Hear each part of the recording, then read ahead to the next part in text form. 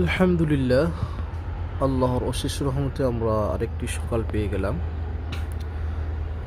তো আজকে আমরা একটি দোয়া জানব, যেই দোয়াটা হচ্ছে যদি কেউ সকাল বিকাল 3 বার করে পড়ে, তাহলে আল্লাহ সুবহানাহু ওয়া তাআলা তাকে সমস্ত ধরনের বিষাক্ত জীবজন্তু থেকে হেফাজত করবেন। দোয়াটি হচ্ছে আউযু বিকালিমাতিল্লাহি তাম্মাতি মিন শাররি মা খালাক, আউযু বিকালিমাতিল্লাহি তাম্মাতি মিন শাররি মা খালাক, আউযু বিকালিমাতিল্লাহি তাম্মাতি মিন শাররি মা খালাক।